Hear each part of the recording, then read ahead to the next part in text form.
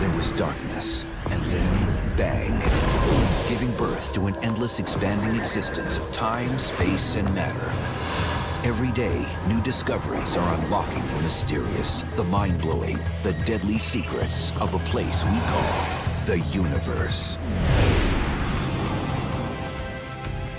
The numbers of the universe boggle the human mind. In the observable part of the universe, there's something like 100 billion galaxies, each with billions of stars. The Andromeda Galaxy is about 2.5 million light years away. The Earth is orbiting the Sun at a speed of about 66,000 miles per hour. Most of us give up even trying to comprehend such titanic sizes, distances, and speeds. But are there ways to bring the sweep of the cosmos down to Earth? To help us understand how big, how far, and how fast.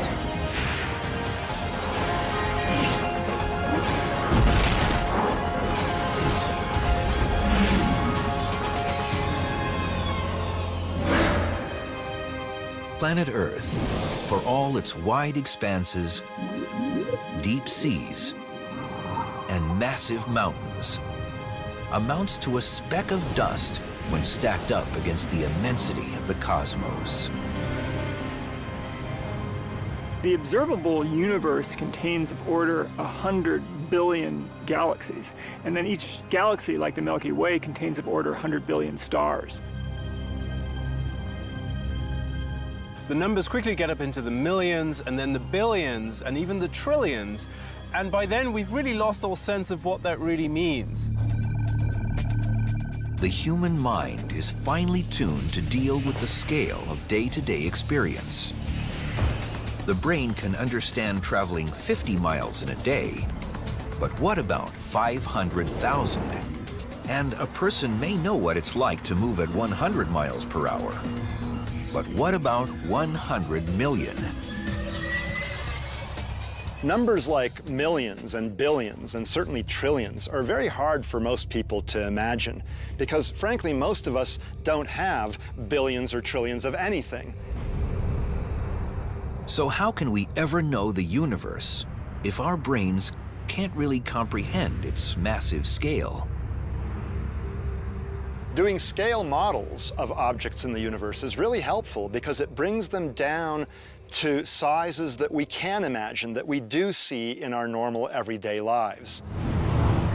We can start by cutting the biggest players of the night sky, planets, stars, and galaxies, down to an earthly scale. There are two ways to evaluate size. We can measure dimensions, meaning height, length, and width, or calculate bulk, also known as mass. Bigger doesn't always mean more massive. Let's say a balloon has the same volume as a bowling ball, but the bowling ball has more mass because it's denser. It's just got more mass crammed into that same volume. To help get a grasp on some of the immense masses floating around our universe, astronomer Laura Danley visits a monster truck rally, a place where objects of hugely differing masses often collide.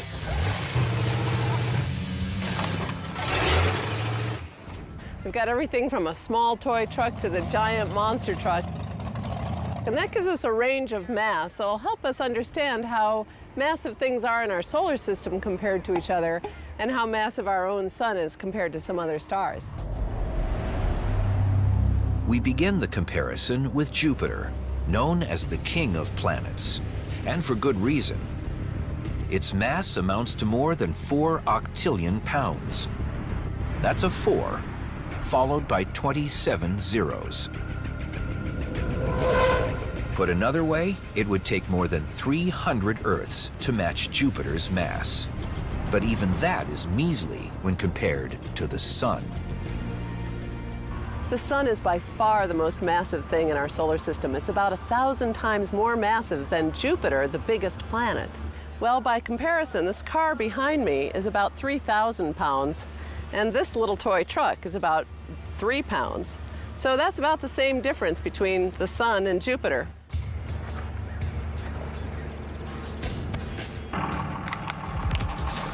It's a crushing difference, as 3,000 pounds make perfectly clear.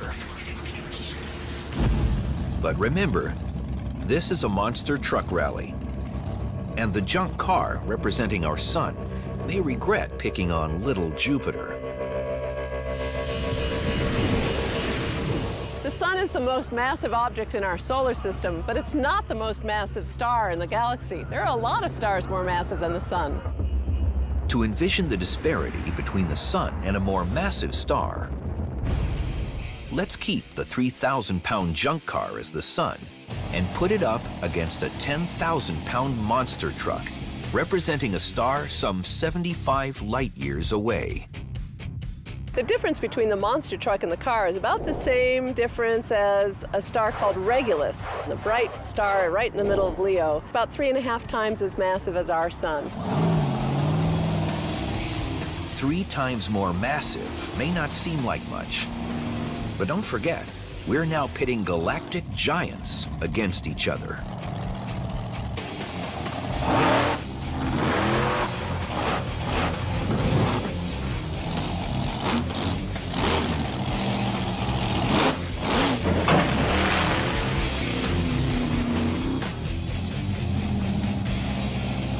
Well, that was quite a shock. But as you can see, 3 times the mass difference makes a difference. If we could somehow bring Regulus here and have it sit on top of the Sun, that's about the same comparison. But even monster truck-sized Regulus can't stack up to the immense mass of the true titans of the universe.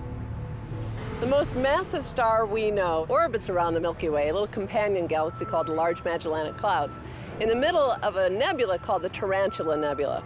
That star has a kind of boring name, R136a, but it's still a very massive star. R136a is a young star, about 1 million years old. Its surface temperature is 70,000 degrees, about 7 times hotter than our Sun. Before 2010, stars were thought to form no bigger than 150 times the mass of the Sun. But new discoveries have doubled that limit. We think R136a is probably about 250, maybe as much as 300 times the mass of our Sun.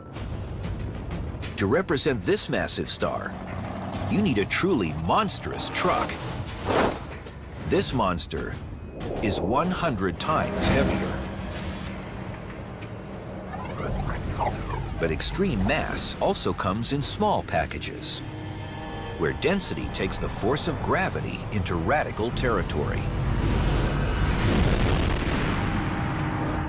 The greatest massive bang for the buck we can see in the universe comes from a stellar object known as a neutron star. A neutron star is the leftover core of a supernova explosion, with its mass packed astoundingly tight. It's got 1.5 times all of the mass of our Sun crammed into a volume about 10 miles across. If you crammed one monster truck down into the size of a sugar cube, that would not be anywhere close to as dense as a neutron star. I'd need 10 million monster trucks crashed down into the size of a sugar cube. Stack these 10 million monster truck sugar cubes 10 miles high and wide, and you've got yourself a neutron star. Neutron stars are just bizarrely extreme objects. If you were to try to land on a neutron star, it would be absolutely impossible, because you would find that on the neutron star, you weigh about 5 billion times more than you do here on Earth. But mass isn't everything when it comes to finding out just how big the biggest stars can be. The universe is also filled with titans that take up unimaginable amounts of space. Some of the tiny pinpricks of light we see from Earth are actually stars big enough to swallow our entire solar system. Can the human mind even comprehend the largest star in the galaxy?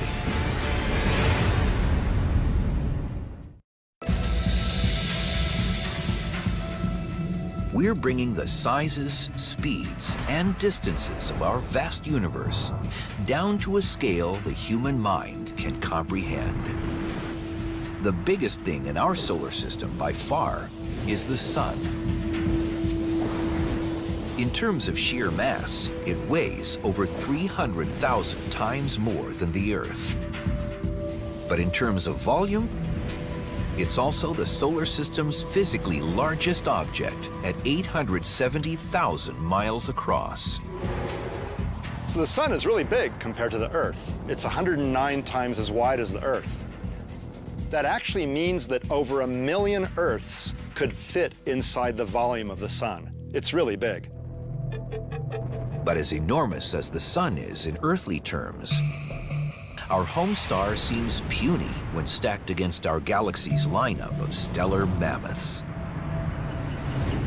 With strange names taken from history and science, they push the envelope of what it means to be a star. Consider them in turn: Vega, Bellatrix, Epsilon Canis Majoris, Dubhe, Aldebaran, and finally, the super-enormous Betelgeuse and VY Canis Majoris. Oh, wow. Astronomer Alex Filipenko attempts to bring them down to Earth in an airplane hangar. We're here in this airport hangar today in order to try to illustrate the relative sizes of stars, in particular big stars. We're going to inflate some balloons and even some really big weather balloons and show them in comparison with the sun, which we've scaled down to the size of a bowling ball. The bowling ball sun is 8.5 inches across, which would make the Earth no bigger than a tiny bead. My two assistants are balloon experts. They know how to inflate balloons with helium and tie them off, and they know how much to inflate them. So they're going to inflate these different balloons to different sizes. Inflating the balloons will take us on a scaled-down tour of the sun's big, bigger, and biggest brothers. First stop, the star Vega. Located in the constellation Lyra, Vega is one of the 5 brightest stars in the night sky. It glows blue-white because it burns hotter than our sun. Okay, so I've got my bowling ball sun here. Guys, how big is this balloon? Let's check it out. It's about 2 feet. Right about 2 feet. 2 feet. So that's about 2.5 times the size of the bowling ball. So that's like the star Vega.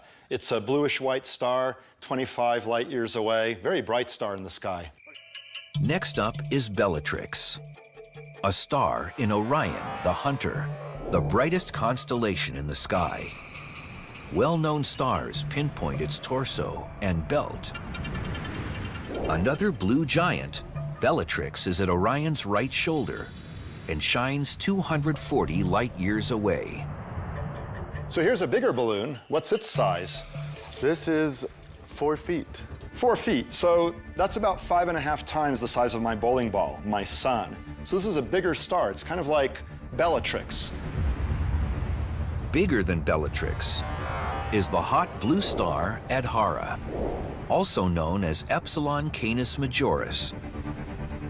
Canis Major is a constellation whose name translates as the Great Dog. Wow, now here's a big star, huh? This one is 12 feet. This thing is 17 times wider than the sun. That's kind of like the star Epsilon Canis Majoris in the constellation Canis Major. That's the same constellation that Sirius is in. Sirius is the brightest star in the sky, but Epsilon Canis Majoris is 430 light years away.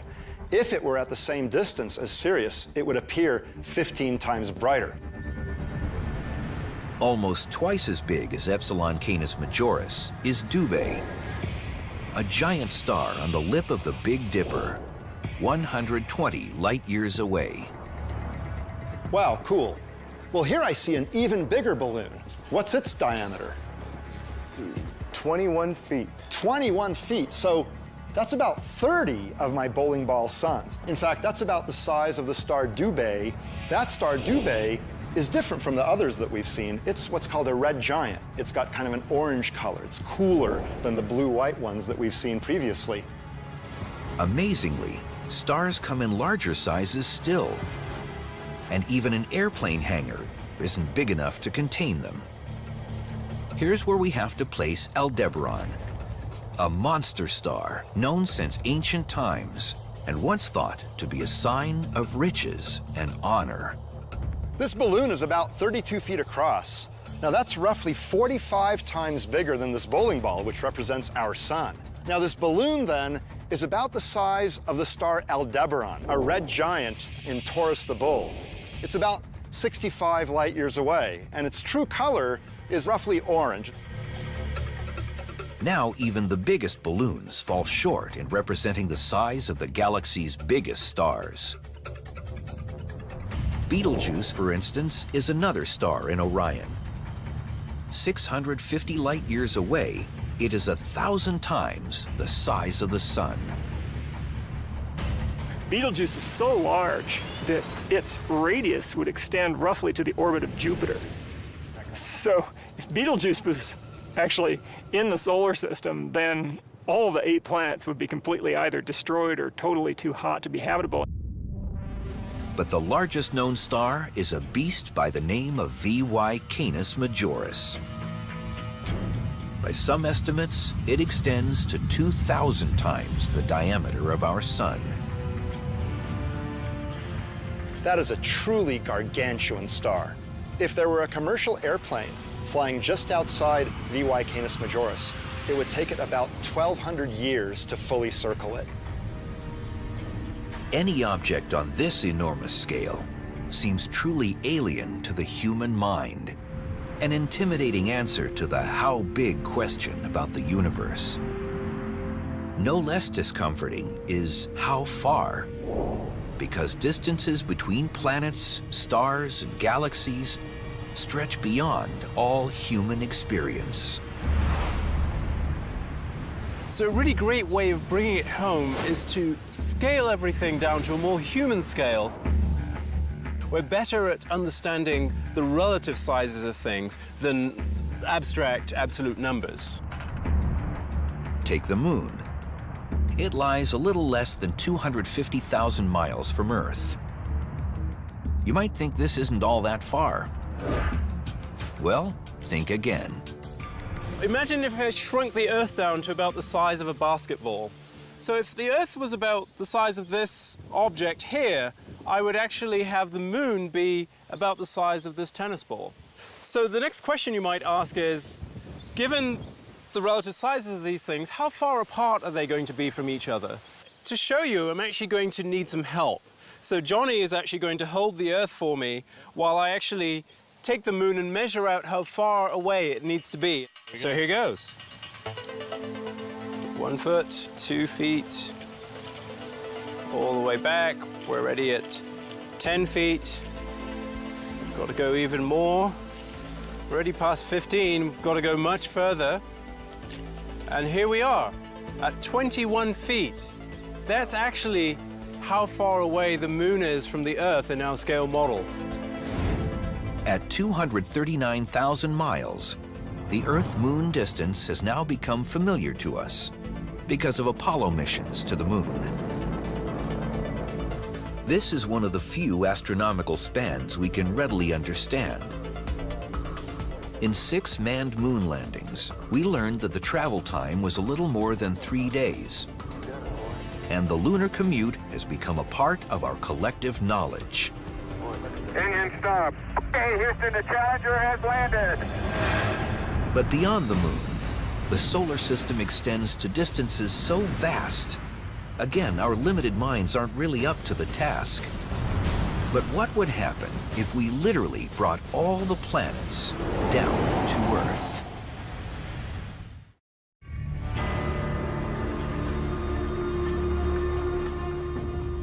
It can be overwhelming to consider how big, how far, and how fast everything is in our universe. Even in our solar system, the distances are almost unimaginably vast. That's why we're shrinking our solar system and bringing it down to Earth. Imagine if we took the 870,000 miles of diameter of the sun and shrunk it down to the size of a bowling ball. What would that do to the planets? Well, we'd have to shrink them down to sizes that we have here. So we have the 8 planets of the solar system lined out, starting with Mercury all the way out to Neptune. So in this scale model, our Earth, our home, is this tiny little bead, while the sun is this bowling ball. These bead and marble planets may be to scale with the bowling ball sun, but the distances between them aren't. To demonstrate that, physicist Clifford Johnson is going to walk the length of this miniature solar system laid out along a runway.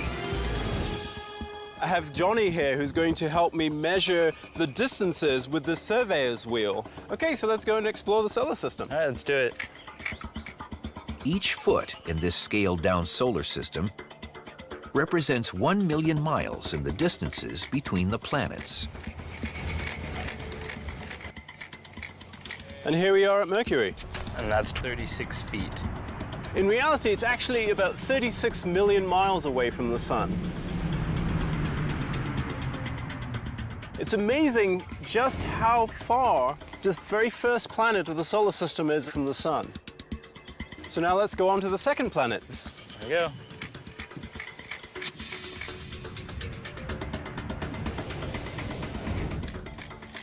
So here we are at Venus. And that's 67 feet. So this bead representing Venus is about twice as far from the sun as Mercury is. It's actually, in reality, about 67 million miles away. And here we are at the Earth. And that's 93 feet. We have the Earth here represented by this marble, and in fact, it's in reality 93 million miles away from the sun.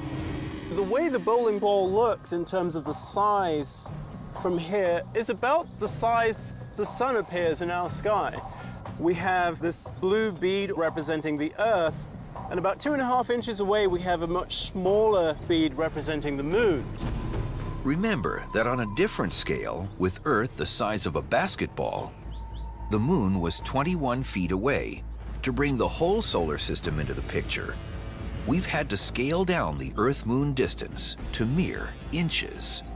This tiny distance between the Earth and Moon is the limit so far of manned exploration of space. Hopefully we'll do a lot better in the years to come. On our runway, Mars orbits another 49 feet away, or almost 142 million miles from the sun. The distances beyond Mars are about to get much, much larger. And here we are, Jupiter. We're at 484 feet from the sun. That's actually 3 times as far from the sun as Mars is. With all this space between these tiny marbles, it's a wonder we can see the planets from Earth at all. It tells us that the sun is incredibly bright, so that the light from the sun can go out to these bodies, reflect off them, and then come back to here on Earth for us to see them. Okay, onwards and outwards to Saturn. All right, here we go. Our 2 space explorers find Saturn 886 feet from the sun. In fact, Saturn, at 886 million miles away from the sun, is almost twice the distance from the sun that Jupiter is from the sun. So we've come a huge extra distance, and we're not even done with the solar system yet. At 1,800 feet, the scaled orbit of Uranus stands twice as far as Saturn, 1.8 billion miles from the sun. I can hardly see the sun back there, and I can actually hardly see Neptune in the distance, which is our next stop on our journey. Shall we go? Let's go.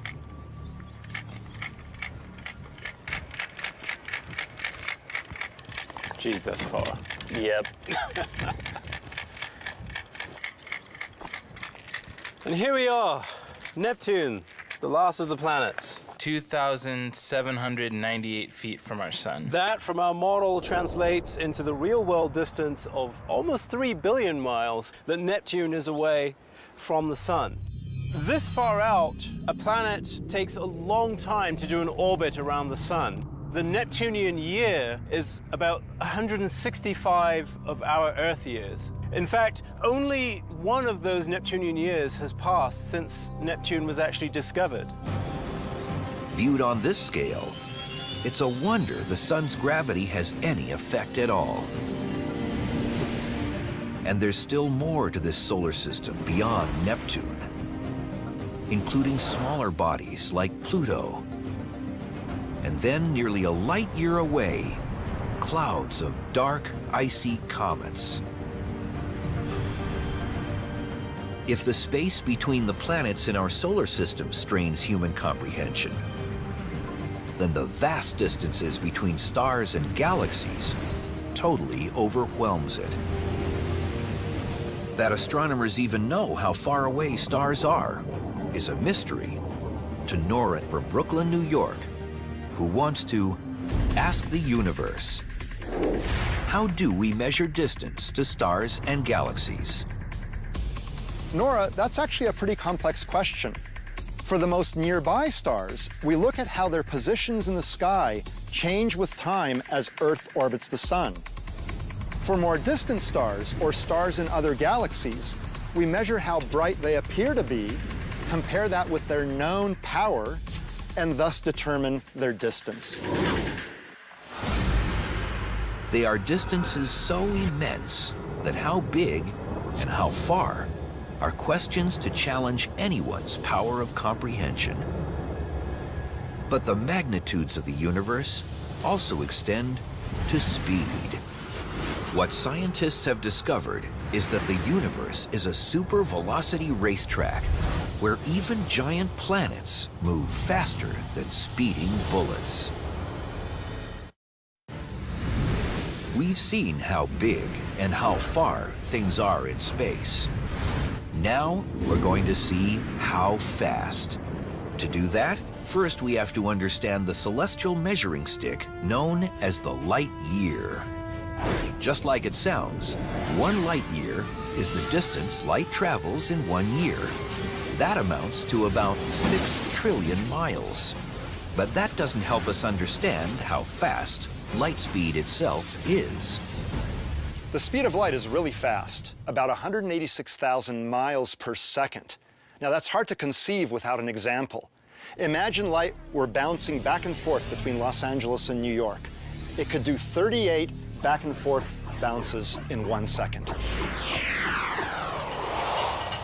In an effort to chase down the concept of the speed of light, astronomer Greg Laughlin teams with firearms expert Michael Voigt to demonstrate some of the fastest moving objects on Earth. So the way we're going to do that is to compare the speed of light to the speed of something that's really fast here on Earth, which are bullets. We've got a target down range, so when it hits it, you'll hear that ding on the end of it, and you can kind of see how long that actually takes. This is a 204 Ruger. This is the fastest commercial cartridge on the planet right now. We've got a 300-yard travel, so I'm really going to try to get a sense of the time that it takes for that bullet to travel downrange. So let's see how that works. Nice shot. Boy, I couldn't get any sense. As soon as I pulled the trigger, boom, it hit the target. No sense at all of the travel time. Because it's so difficult for the human senses to perceive the speed of these bullets, Mike sets up a highly accurate timing device known as a chronograph. So this is the unit that the timer's actually in. Inside, it's got a clock. Okay, it looks like the chronograph's ready here. All right. Let's put a couple rounds through here, and we'll see how fast this ammo goes.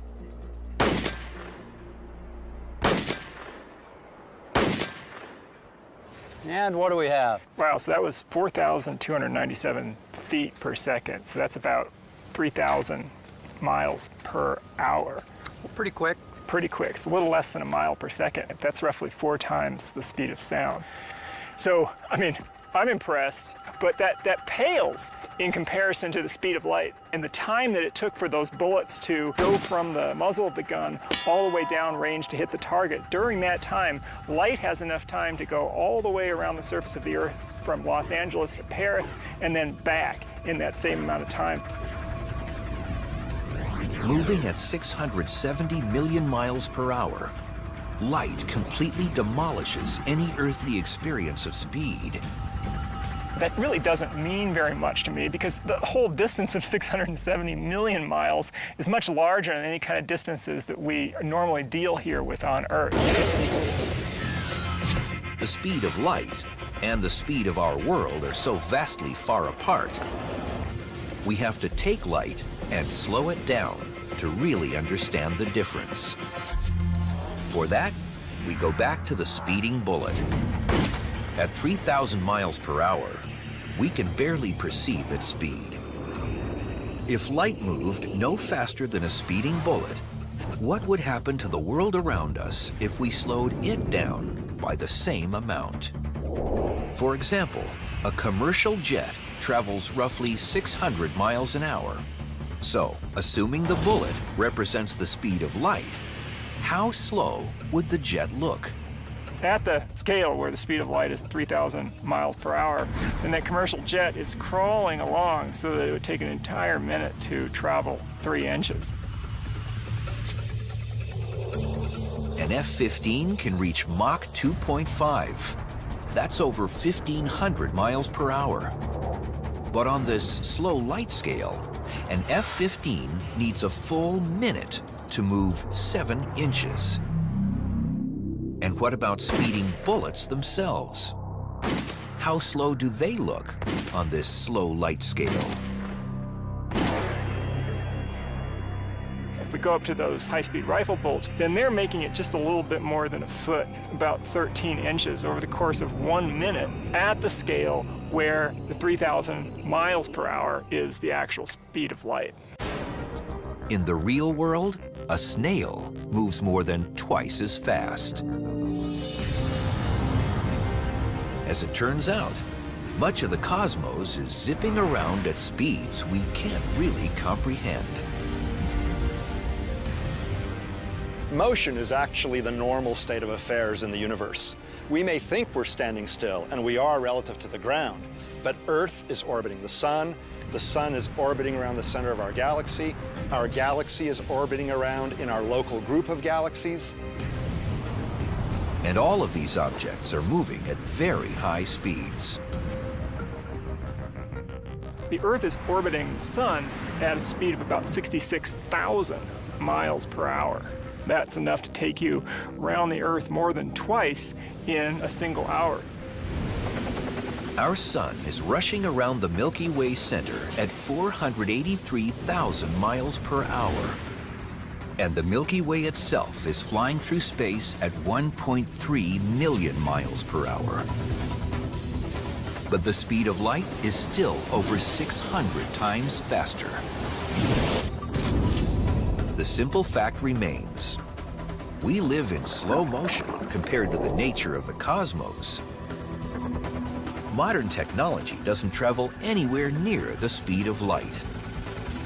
If we travel, say, at commercial jet speed, which is 1 million times slower than the speed of light, then it's going to take us of order 4 million years to traverse that distance to the closest stars to the sun.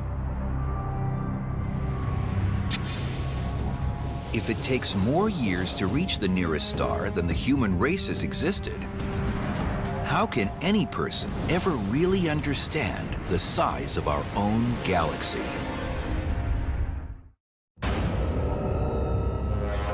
By downsizing the biggest planets and stars and the velocity of light speed to the level of human experience, we can finally begin to understand some of the scales of outer space. But is there a way to do the same for the distances between the stars? distances that utterly dwarf the human imagination? Although scientists measure the enormous distance between stars in light years, those numbers barely help us grasp the expansive nature of the galactic landscape. So let's shrink everything down to a scale where 1 light year equals 1 mile. On that scale, our sun shrinks down to the size of a sand grain.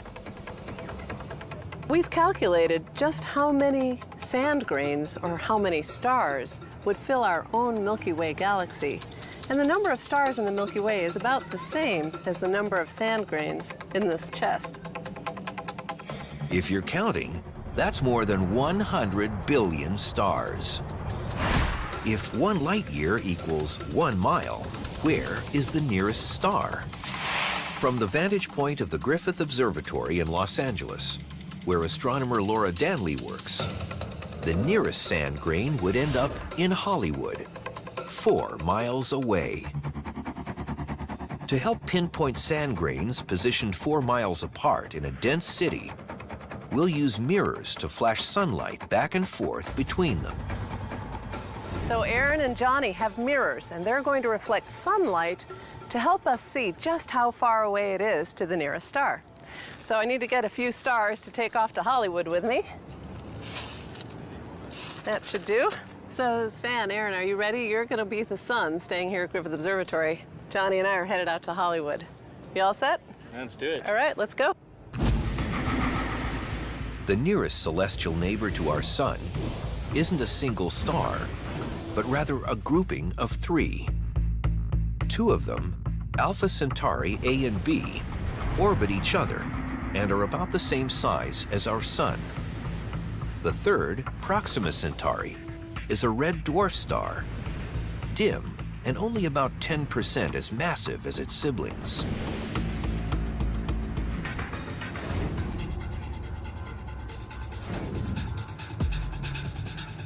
I'm here on a rooftop in Hollywood, about 4 miles away from Griffith Observatory there in the background. I have in my hand a bag full of stars. I'm going to take out 3 sand grains. 1, 2, 3, throw the rest of the way, that represent our nearest stars. Proxima Centauri is actually the closest star to Earth. And on the scale of this analogy, it's about 70 feet behind me. So we'll just toss Proxima Centauri to its proper place. Alpha Centauri A and Alpha Centauri B on this scale might be about 2 feet apart, while our sun is 4 miles away at Griffith Observatory. From here, the sand grain representing our sun will be impossible to spot. This is where the mirrors come in. Here we are at Alpha Centauri, but now we have to find our own sun. Let's see if we can't get them to show us the sun. Hello, Stan. Hey, Stan. We can't see the sun. You want to send us a little sunlight our way? Okay, sun's coming your way. Can't see it yet. There. That was a good one. Yeah, nice and bright. Wow, look at that. That's incredible. Okay, Stan, we're going to show you the light of Alpha Centauri now. Yes, there it is. Yep, you saw it. They got it. Awesome. He sees Alpha Centauri. In our region of the Milky Way galaxy, the typical distance between stars ranges from 3 to 5 light years. With stars the size of sand grains, we could fit about 20 in a city like Los Angeles. But if more stars crowded any closer to Earth, our cosmic neighborhood would become hazardous to life as we know it. There's supernova going off, which would really cook the atmosphere. And if another star were to pass too close to the sun, then the planetary orbits would be badly perturbed. Planets could even be lost from the sun and sent out into interstellar space. It's really true that if we didn't have these vast amounts of real estate between the stars, we likely wouldn't even be here. Cutting down the distance light travels in a year helps put stars in a clearer context. But can we do the same to grapple with the practically infinite dimensions of the universe itself? The Milky Way spans 100,000 light years across, and the next galaxy over is really, really far away. The distance to the nearest galaxy like our own, the nearest spiral galaxy, the Andromeda galaxy, is about 2.5 million light years away. That's about almost 25 times the size of the Milky Way itself. So if you lined up 25 Milky Ways end on end, that would stretch to the Andromeda galaxy. It might be clearer to scale things down some more and imagine galaxies as urban centers spread out across the United States.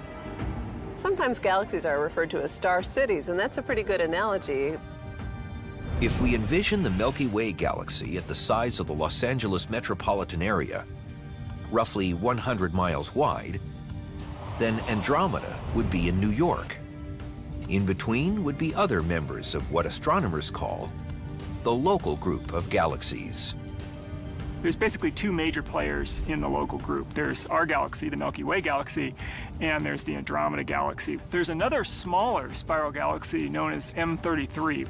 And then we also have these dwarf galaxies, which contain 100 million stars, sometimes even fewer. But even the vast distances that separate members of the local group won't be enough to save our home galaxy.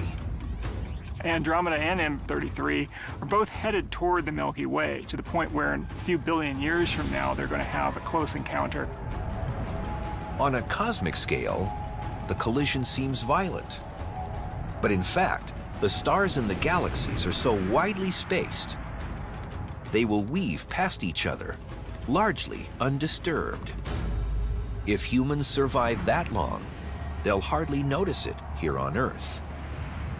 And a few billion years after that, they'll have merged into a single galaxy. The Milky Way as we know it will cease to exist. Until that time comes, though, the distances between even the nearest galaxies of the local group remain beyond our grasp. And our galactic neighbors represent only a small sliver of our immense cosmos. In the observable part of the universe, there's something like 100 billion galaxies, each with billions of stars. If galaxies were spaced out, like urban centers throughout the United States, then to approximate the size of the observable universe, the country would have to be large enough to wrap around the Earth about 500 times. Shrinking the universe down to human scale may help us comprehend its size. But reality, of course, doesn't work that way. The vastness of the universe sometimes makes us feel really small. We're small compared to the solar system, small compared to our galaxy, compared to the universe as a whole. But in some ways, I think we're not insignificant, because we're the only creatures we know of that have the advanced minds and curiosity and intellect to think about the universe. In a sense, we are the way in which the universe has found to know itself. And so that must mean the universe is finally starting to figure out how awe-inspiringly vast it truly is.